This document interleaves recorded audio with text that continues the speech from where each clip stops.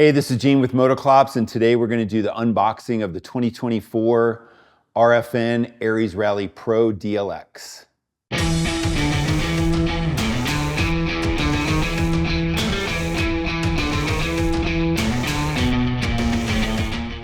First, we're going to use our wire clippers, cut the bands here.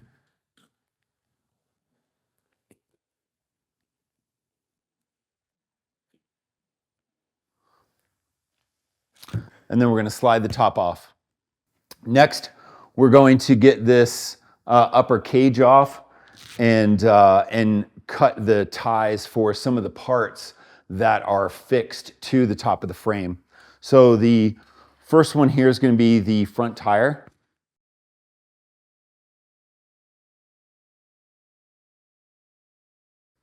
And we'll just set this tire off to the side here so we can use it later. We'll cut these.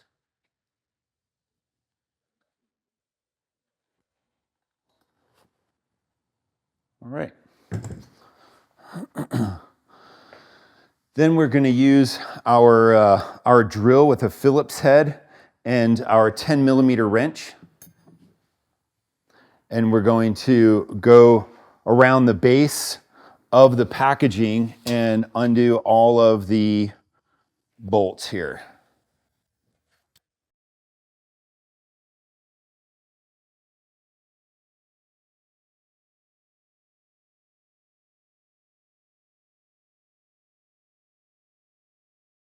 We want to make sure that all the screws are out so it doesn't hang up on there. There we go. And we're just going to slide that into the box. We'll get as much of the packing material off as we can. Put that in our bin. Some zip ties up here near the handlebars. And the front fender is zip tied to the rear tire here. Remove that.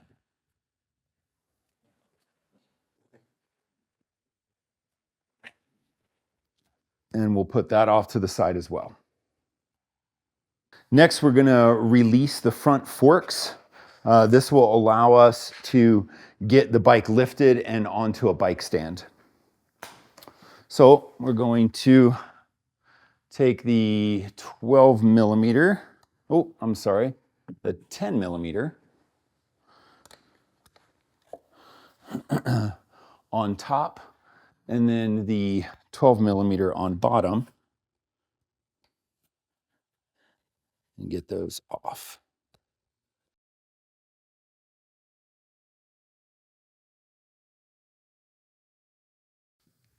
Make sure that there's no other ties keeping the bike from lifting off of the crate. And then we're ready to get it onto a stand. So now with the bike on a stand, we can remove the crate out of the way. But first we're going to take some of the assembly parts and the charger off of the crate and put them off to the side.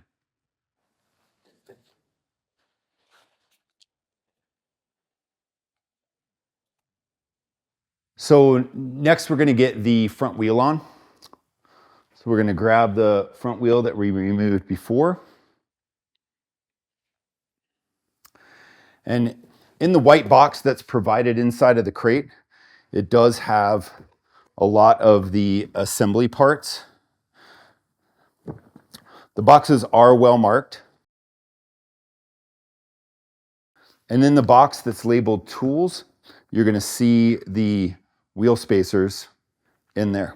The orientation of the wheel spacers are going to be the longer one will be on the disc side, and the shorter one will be on the non-disc side. The axle is still held on with the pinch bolts on the forks, so we're going to take a 5mm and we're going to loosen the pinch bolts. The axle caps are held on with 8mm. axle caps, so we're going to remove those. To assist in the removal of the axle, typically I will undo about 3/4 of the threads and just do a light tap to start that axle coming out. And then the axle will come out pretty easily after that. Next, I'm going to remove the rest of the packing material from the forks. And we're going to get the front wheel on. Be careful in getting the spacers inside of the forks. It can be a little tricky. The fork shoes need to be spaced in a way to where you can more easily slide the axle through.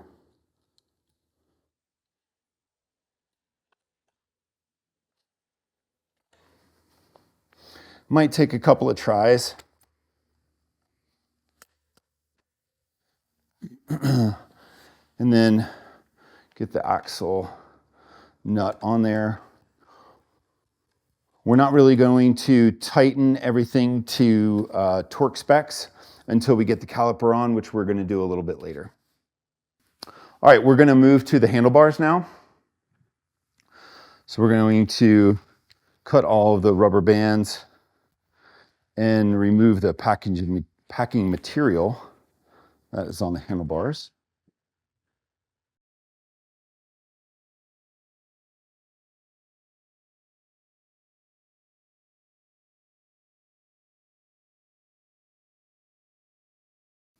I would also go ahead and cut the zip tie that's holding the front brake together.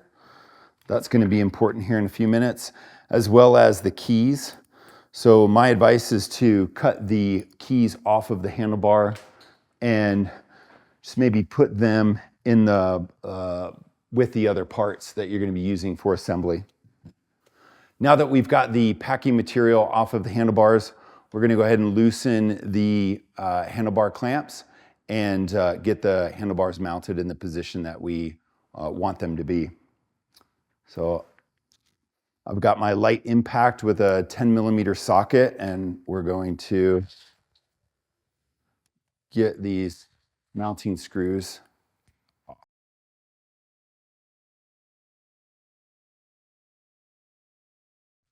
When you put the handlebars in their position, make sure that all of the wires are free from the bar clamp. That's going to be very important. Any squashed wires can create shorts, so electrical shorts.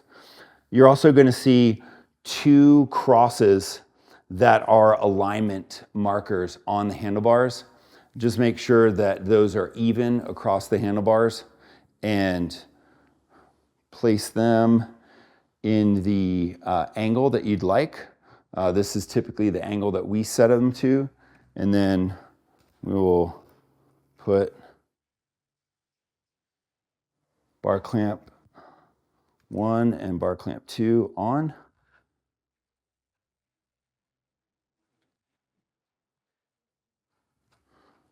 I do an initial hand tight just to get the threads going. Double check your alignment, your bar angle, and then go ahead and get it down.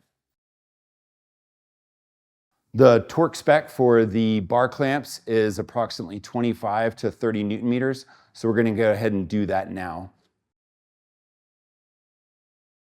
I'm going to set the torque wrench to about 27 Newton meters and torque to spec. To the best of your ability, make sure that there is a similar gap between the lower bar clamp and the upper bar clamp. Right here, I'm looking that it's approximately 2 millimeters on both sides and approximately 2 millimeters here as well. Not an exact science, but just do your best to try and keep them even. All right, now that the bars are on, we're going to move on to the headlight. So front fender and the headlight go on at the same time. You want to cut the front caliper free. We're going to install that a little bit later. Just go ahead and bring that down closer to the caliper mount, and we'll leave that in place. Some of the mounting hardware is going to be in the black boxes that are inside the main white box.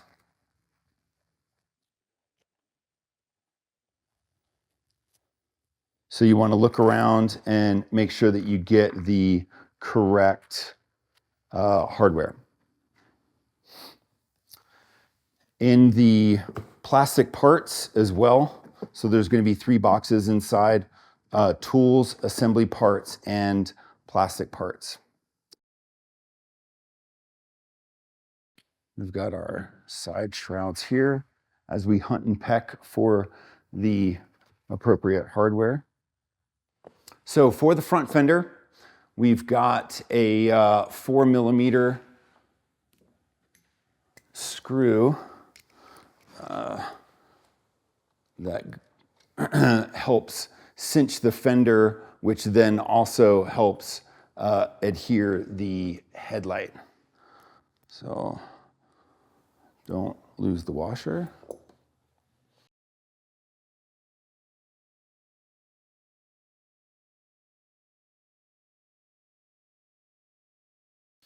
Once you get those threads started, you can get your 4mm and your small ratchet and go ahead and cinch that down.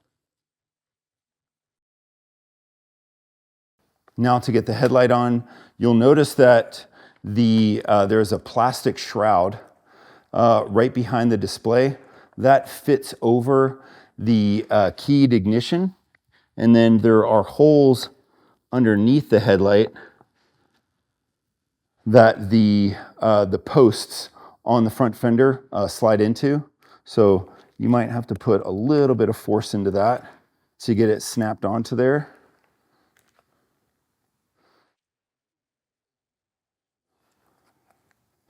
And then you are good. I want to make sure that we don't pinch any wires in the process. You'll always want to continue to double check your brake wires, all electrical wires, to make sure that nothing gets pinched. There are these large zip ties that are included in the white box. You want to slide those through, and this is how the headlight clamps to the fork tubes. You want to slide those out of the way and behind the fork tubes, and do the same on the other side. Great. Now let's get the front caliper on. The caliper bolts are 5mm, so you want to make sure you have those removed.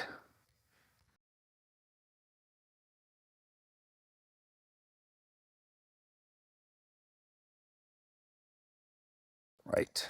So the caliper is shipped with a stopper in between the brake pads. So you want to make sure that you remove that, slide the caliper over the disc, and then get the caliper bolts threaded back in. Now, I hand tight these to make sure that the caliper can still move around, because what we want to do is we want to align the caliper to the rotor. What that means is that we want to make sure that even though the caliper can move around, we want to lock the caliper in to where it has the best contact with the rotor as possible. So the way that we do that is I will take some weight off of the front wheel and spin it while pumping the front brake. Once you get at least one rotation around, you want to hold that front brake, and you want to tighten the bottom caliper bolt first and then the top one.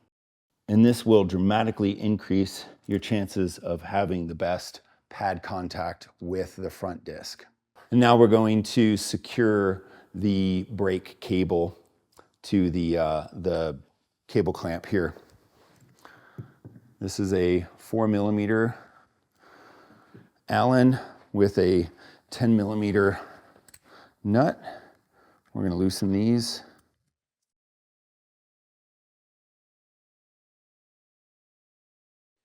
What I like to do is to get this, this enlarged portion of the cable down right below the clamp. It's a good reference point for the location. It can be a little tricky. You almost need 3 hands to hold the cable guide in place while also tightening everything. Great. Now let's go ahead and take the torque spec for the front axle and pinch bolts and get that buttoned up, and then that way our front end is complete. So we like to torque the front axle to approximately 35 to 40 Newton meters. But before we do that, we're going to put a little bit of blue thread locker on that axle cap. This is definitely a best practice for the axle cap. Blue thread locker will keep it or minimize the risk of it rattling out. I'm always amazed how many of these things will just pop out, wiggle loose. So we'll get that in there. And we will set this to approximately 35 Newton meters.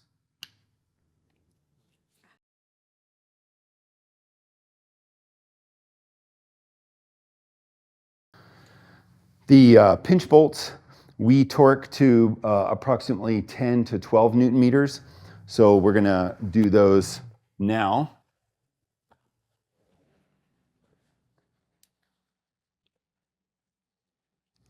Now it's very important to torque these in the order that I'm laying out here. Reason is there are 2. So what happens is you can get one to where it will click out, but because there's one right next to it, then it means that the other one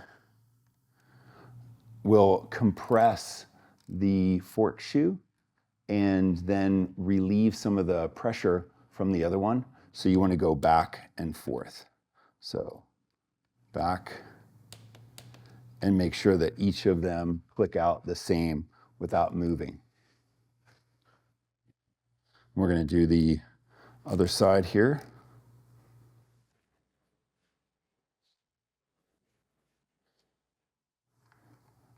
As a side note, this is also true for your lower triples that also have 2. Very important. We see that a lot. For customers that work on their own bike, they can sometimes just torque it to where it just clicks once, each bolt, and then they rattle loose.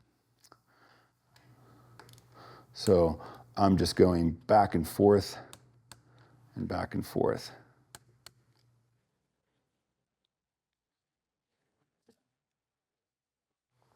Great. And now we've got the front end done, and we're going to move to the rear suspension. So before we mount the rear suspension, we do want to remove the kickstand. It is zip tied to the rear swing arm, so just go ahead and cut off those zip ties there and just slide the kickstand out the way. We're going to put this off to the side because we're going to do the kickstand a little bit later. Now you'll notice that the linkage and the bottom of the shock all have zip ties in there. There's a reason for that. There's a lot of spacers that need to stay together with the shock, and it's important that you don't lose those spacers. So my advice is to just get some of the zip ties cut, just making note that you have some other zip ties that you don't necessarily want to undo until you're ready to mount everything. So this first one that we're going to do is the, I guess people call them dog bones.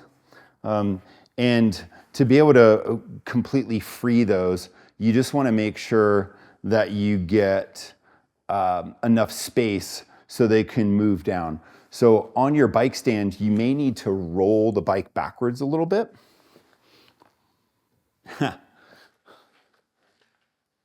There we go. And then that way, these can drop down and you can see the bottom of the shock and the shock mount.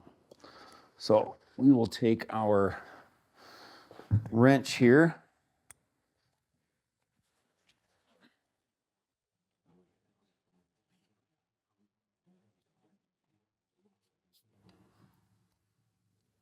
And this is the lower shock bolt. You want to do that first. That is critical.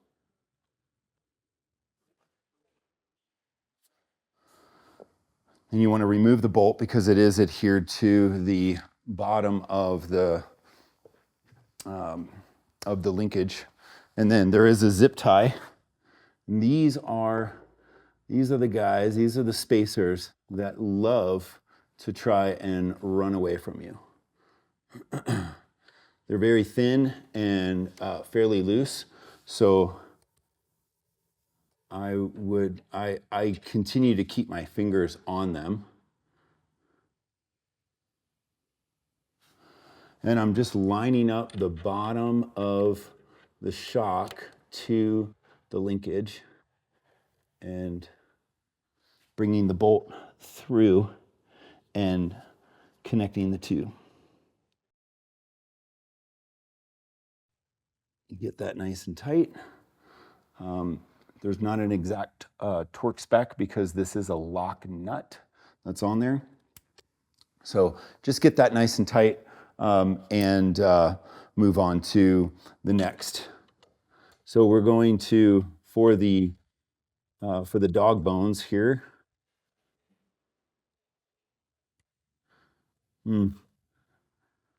you want to remove that nut, and the other side sometimes will spin. So you want to take a 12 millimeter here and hold on to that other side.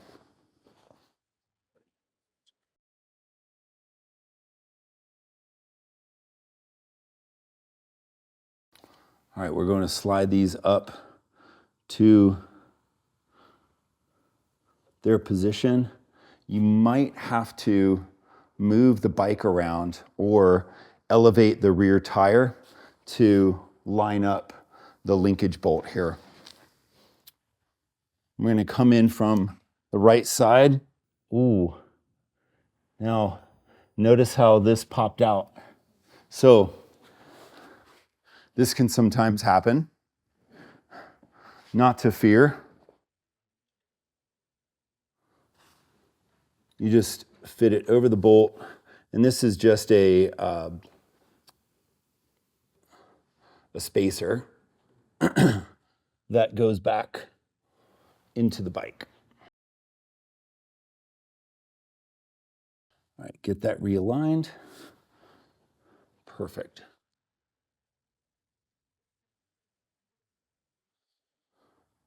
And slide your other dog bone over, and then push the bolt through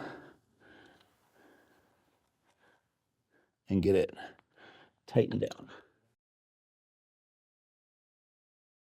Again, not an exact torque spec. You want to get it nice and tight though, because there is a lock nut on here.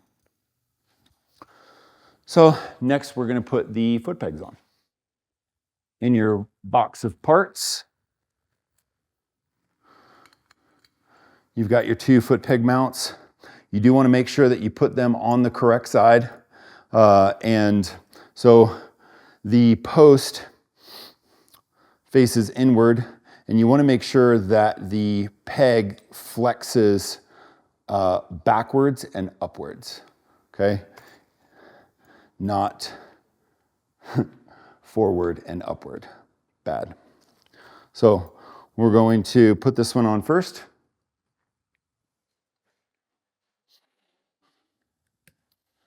And we're going to grab our 14 millimeter. As a general practice, we do like to put these in the 4th position. What I recommend that you do is go ahead and put it in the 3rd or the 4th position, ride the bike, spend some time on the bike, and there's a reason why there's 6 positions, and that's so you can adjust it to how it feels better for you. Just as a general practice, we typically put it in the 4th position. There are these silver dowels here that will fit into these dowel holes. Those are more for alignment and stability. And you want it to where the foot peg is nice and flat. And when you wiggle it, you'll feel that the dowel is inside of the dowel hole.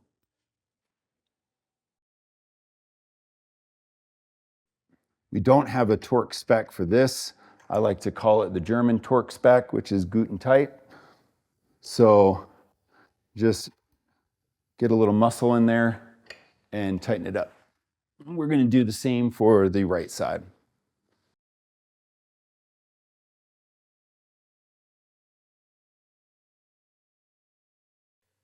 All right.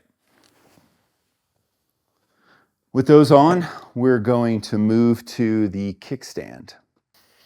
So the kickstand bolt is a 17 millimeter. It does come with the kickstand bolt installed into the swing arm. So we do want to remove that and be careful because there are 2 washers that are also held on with this bolt, and they can very easily drop. So the smaller one stays with the head of the bolt. The thin one, the extra goopy one, goes in between the kickstand and the swing arm. So you do want to align this really well because there's a sleeve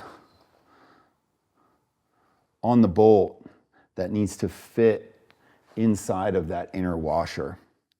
So what I did is I made sure that the washer was aligned with the hole as perfect as you can get it. Otherwise, it compromises the integrity of the washer.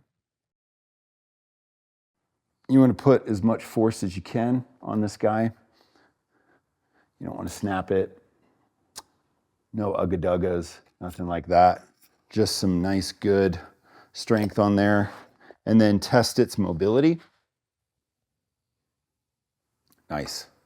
All right, now let's get the spring on.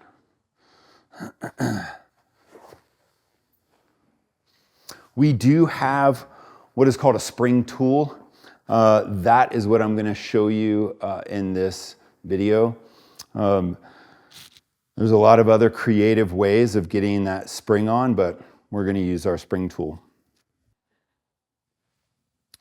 Shaped like a T, it's got a hook on it. What we do is we will reach through here and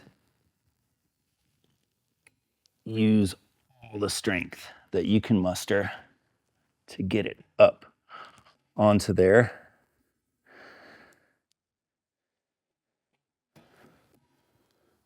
And now it's on.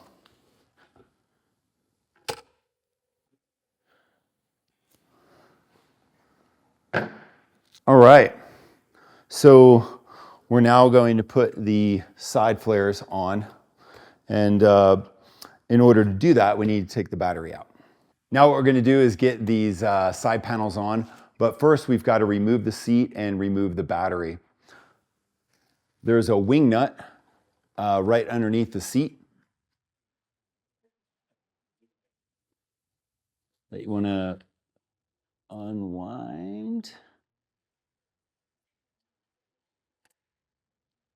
right there. This is also a great opportunity if you are going to be PDIing the bike at the same time. Go ahead and remove its hairnet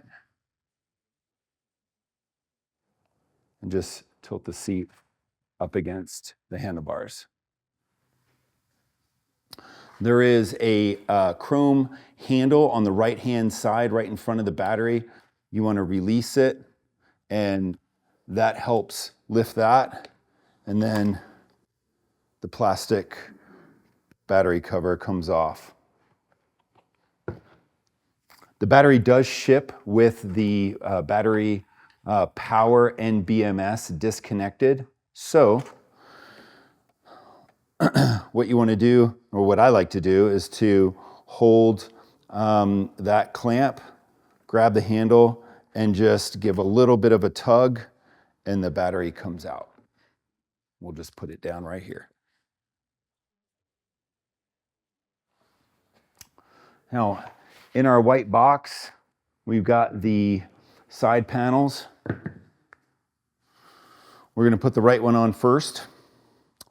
What I like to do is there is a hook and a hole. So hook goes in hole. So we've got these two holes on the inside of the frame. You're going to take your 3mm single bolt without the washer. We're going to put it through that hole and just do a little bit of threading in. We don't want to create too much tension. We just want to get it in because we've got to move this around in order to line it up. Okay, and then you take your 4mm bolt and you put it through here. You can move the seat just a little bit to create some room to get the hole through, or to get the bolt through the hole.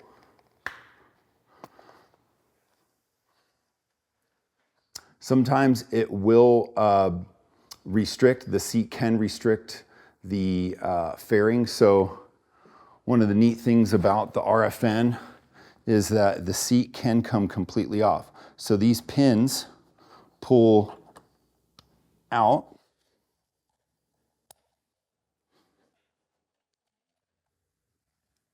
and the seat can come completely off. We've got our 4mm. We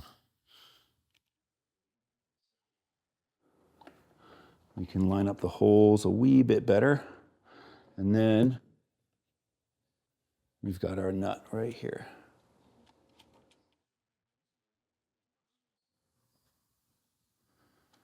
That is a 10mm nut, so we'll take our 10mm wrench and we will get this nice and tight.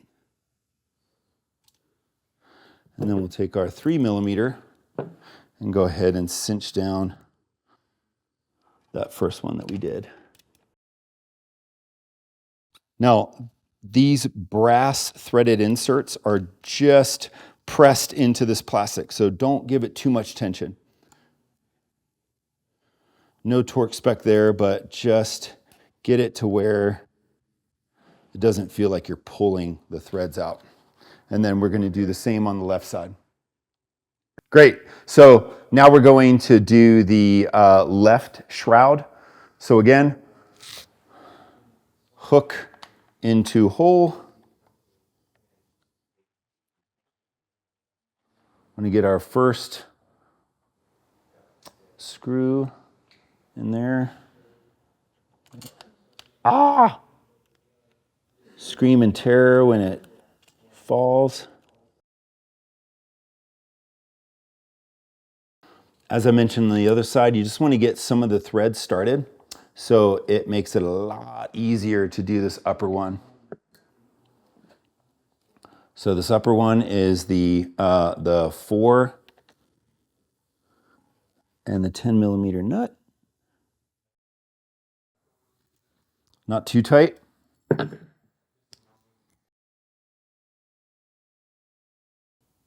Bam. All right.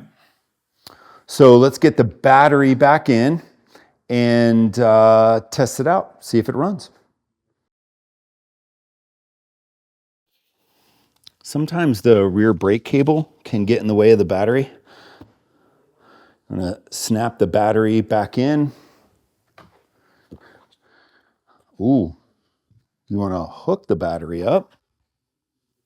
So this is very important. You wanna connect the power first, okay?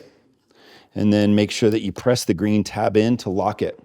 The reason for that is when you connect the BMS port, if the key is on or some other ignition is on, the BMS is what tells the battery to fire up. And if it's fired up and then you plug the power wire in, that could be bad. So we don't want to do that. We want to make sure that ignition is off. Best practices is to connect the power first and then the BMS, and then vice versa. When you want to remove the battery, you want to make sure the ignition is off, the BMS comes off first, and then the power, okay? So now with that in place, I'm gonna go here, press in the latch, and get our seat back on.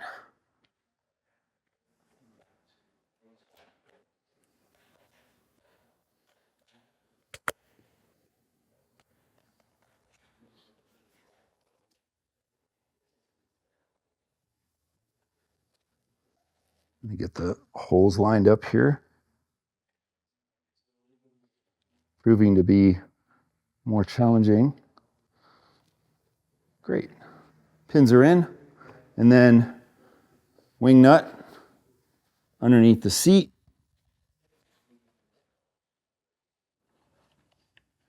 And get that nice and tight.